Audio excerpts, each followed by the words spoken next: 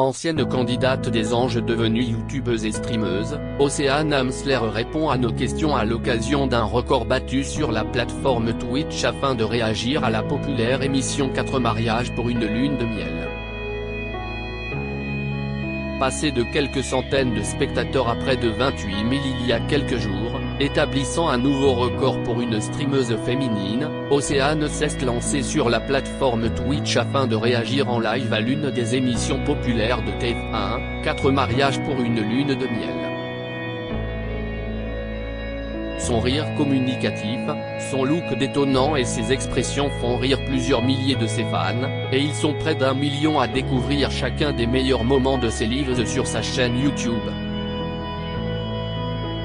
Un succès qui ne se démérite pas pour celle qui a fait ses premiers pas à la télévision dans les enjeux de la télé-réalité, et qui a depuis changé de vie afin de se concentrer sur la production de contenu sur Internet.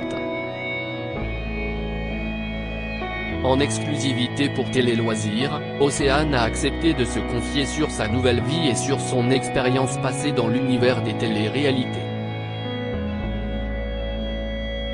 Océane se confie sur son arrivée dans le streaming Télé Loisirs. Pourquoi vous êtes-vous lancé sur Twitch? Océane, initialement, c'était sur les recommandations de mon chéri, Olivier Lesniki, un rappeur. Il m'avait dit que cette plateforme m'irait très bien, car j'aimais m'exprimer en public. Au début, j'étais très réticente car c'était une plateforme qui était monopolisée par le gaming, si tu allais dessus, il fallait faire du jeu vidéo. Mais au fur et à mesure, j'ai vu pas mal de gens faire des choses différentes, surtout des mecs, mais je me suis dit tu sais quoi? Je vais y aller, je vais juste faire ce que j'aime faire dessus, et si ça plaît tant mieux, si ça ne plaît pas, tant pis. Comme pour mes vidéos YouTube, je me suis dit que j'allais venir sur une plateforme qui m'offre un terrain d'expression plus spontané, et j'ai adoré. Au début, j'étais un peu perturbé, mais j'aime bien le chat, j'aime avoir ce retour direct, et ça correspond parfaitement à ma personnalité dans la vraie vie. En l'espace de quelques mois, vous êtes passé de quelques centaines de spectateurs à près de 30 000, établissant un record sur Twitch pour une streameuse française. Comment expliquez-vous ce succès? Je ne pense pas que ce soit par rapport à l'émission sur laquelle je réagis, 4 mariages pour une lune de miel, note de la rédaction, je pense que c'est parce que ce type de live permet de faire ressortir ce qu'il y a de plus fun en moi. Après, quand quelque chose fonctionne, je le recycle, il ne faut pas chercher midi à 14h, mais si l'émission s'arrêtait, ça n'empêcherait pas mes lives de fonctionner. Je pense que c'est juste le rapport très rapproché que j'entretiens avec ma communauté, et surtout cette spontanéité et ce côté décomplexé. J'ai vraiment entrepris Twitch en me disant qu'il fallait que je sois moi-même, contrairement à avant où je voulais toujours être politiquement correct en me bridant. Sur Twitch, je vais m'adresser aux gens qui me ressemblent. Moi, ma communauté, je l'ai ramenée sur Twitch, ce sont ceux de YouTube et d'Instagram, ce sont des milliers de personnes qui se sont créés un compte pour moi, et c'est un truc de fou. Je suis trop contente. Est-ce que de nouvelles personnes vous ont découverte à l'occasion de votre arrivée sur Twitch? Oui, je le vois dans les stats, et je trouve que c'est génial. Il y a véritable engouement qui est en train de se créer chez pas mal de gens, et surtout chez des filles. Il y a toujours eu des streameuses sur Twitch, mais elles faisaient du contenu que des hommes faisaient déjà la plupart du temps. Elles n'osent pas. Moi, j'ai décidé d'exister dans un paysage masculin avec un contenu plutôt orienté very girly, je m'habille comme une petse, rire. Avant, tu te ramenais sur Twitch avec ce look, tu te faisais insulter. Il y a des streamers misogynes, Océane réagit sur les critiques reçues lorsqu'elle a débarqué sur Twitch. Appréhendiez-vous la communauté Twitch? Oui, j'avais de l'appréhension. Je ne voulais pas jouer avec le feu, car je suis préservé de ce genre de personnes dans mon quotidien. Mais au bout d'un moment, je suis aussi devenu hermétique et je me suis dit n'aie pas peur. Il faut aussi dire qu'il y a des streamers misogynes qui regardent mon contenu sur Twitch en se disant mais si est quoi encore ça, ce truc de meuf, parfois, je tombe sur des trucs de dingue. Et leur communauté, elle est tellement malveillante à l'égard des femmes, si est affolant.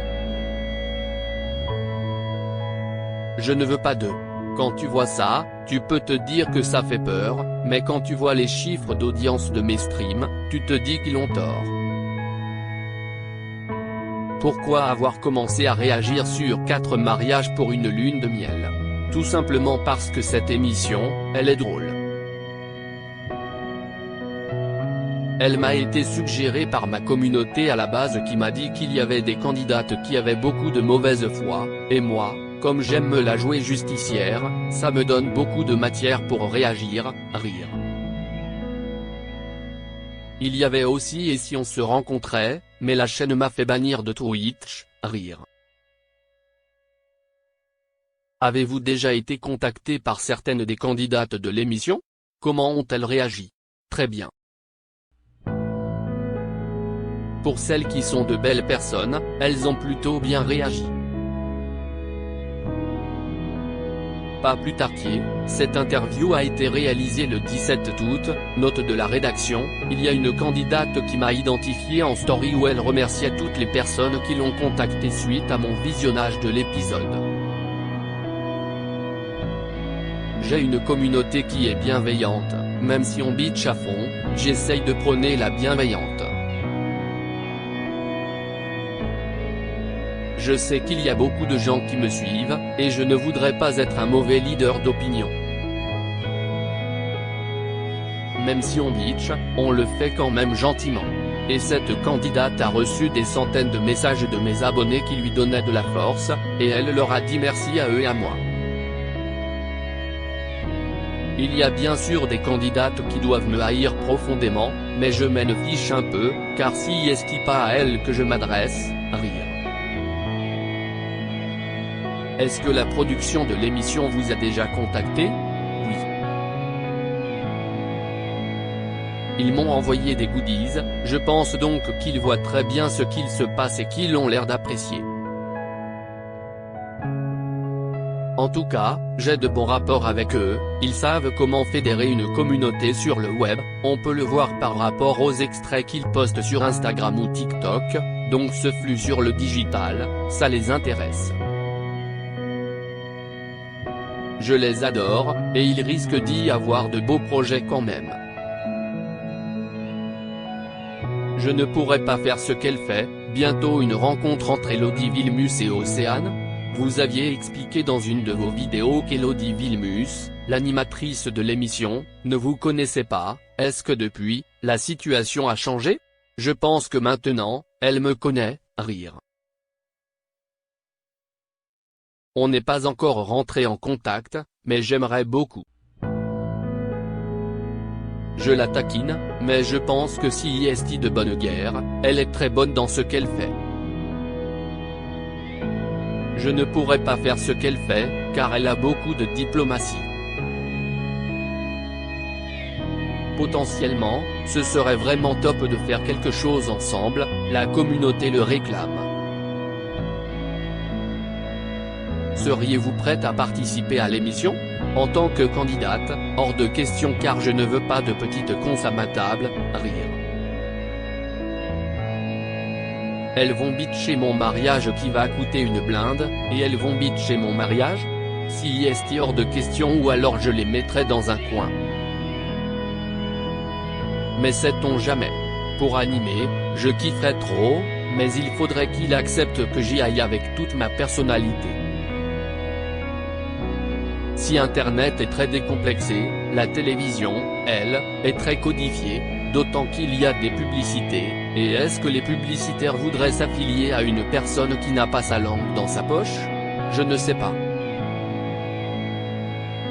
Durant vos streams, on voit beaucoup Olivier Lesniki, votre petit copain rappeur, est-ce que vous en profitez pour lui envoyer quelques signaux sur le mariage de vos rêves? Franchement, je n'ai pas de signaux à lui envoyer, on sait tous les deux qu'on va se marier. On a juste beaucoup de travail et d'argent qui part dans la création de vidéos. On vient d'avoir nos entrepôts, une maison, il y a des choses à gérer d'abord. Et ce n'est pas que l'aspect financier, YouTube ça prend énormément de temps, j'ai envie d'arriver à mon momentum, je pense que ça arrivera et qu'il faut se concentrer. L'organisation d'un mariage, ça peut prendre toute une année, là pour l'instant, ça va être de trop pour moi. Mais en vrai, on sait très bien qu'on va se marier, si estime mon âme sœur, on est fait l'un pour l'autre.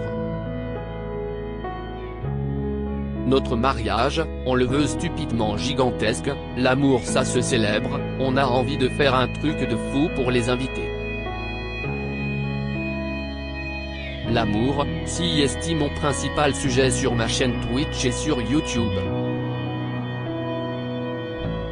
Là, je suis en train de préparer un mariage pour ma prochaine vidéo, mais un vrai mariage. Vous allez avoir un truc de malade, dans la veine de marié au premier regard.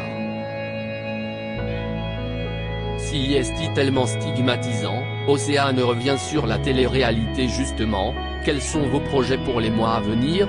Il y a un podcast qui va bientôt être lancé, ça fait plus de 6 mois que je prépare l'installation, et les travaux prennent toujours du temps.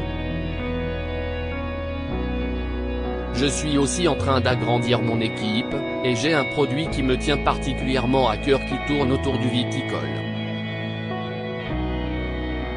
Si est hyper prenant et passionnant. Vous avez fait de la télé-réalité par le passé, quel souvenir en gardez-vous? Est-ce qu'un cauchemar est considéré comme un souvenir? En fait, si est tellement stigmatisant, si est dang. Ça te colle à la peau. Si est comme si tu étais avocat aujourd'hui, et que par le passé, tu avais fait un petit boulot et qu'on te rappelait sans cesse ce que tu faisais par le passé. Si est une étiquette qui te colle et pourtant, je n'ai rien à voir avec ça. Quand j'étais dans Les Anges, les gens se demandaient ce que je faisais là. Aujourd'hui, je suis juste hyper heureuse et reconnaissante de produire ce contenu. Si est tellement passionnant, et il y a beaucoup de choses à proposer dans la bienveillance au lieu de prôner le négatif. La télé-réalité fait partie de mes directions artistiques, mais davantage les programmes américains car je n'ai toujours été consommatrice. Dans mes vidéos et projets, on retrouve des petites teintes de Love is Blind par exemple. En soi, la télé-réalité, si est cool, si est juste la façon dont ça a été abordé en France qui aujourd'hui est désuète.